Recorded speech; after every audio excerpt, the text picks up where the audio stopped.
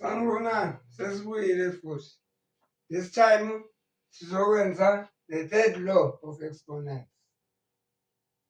It states that if number ephakathi kwama-brackets and ine-power and ngaphandle kwama-brackets kunenye i-power futhi, then uvele multiply lama-powers inside and outside the brackets kuphumele yanto leya. Watholakala kanjani lo mthetho? Ake senzeni nayo example.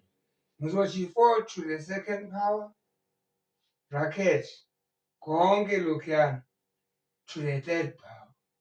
Kusho lokho kulapha kuma-brackets sekukonke kuyinamba eyi-1. Leyo number is to the third power. Kusho ukuthi 4 squared bazomultiplywa ngabo 4 squared kuze kube kayi-3 kanje. Manje siyawukhumbula umthetho wokuqala ngithi i-base manje is-84 ama-power athi 2 2 2. Sesizovele sithi-ke 4 to the power of 2 plus 2 plus 2. 2 plus 2 plus 2 u-6. 4 to the 6th power.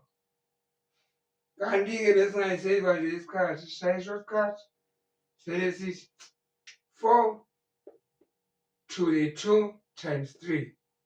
2 times 3 ukhipha u-6.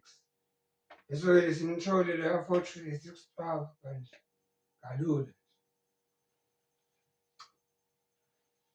In words-ke loya mthetho uthi a number with a power if yona okolwayo iphinde ikhushulwa to another power, simply write down i-base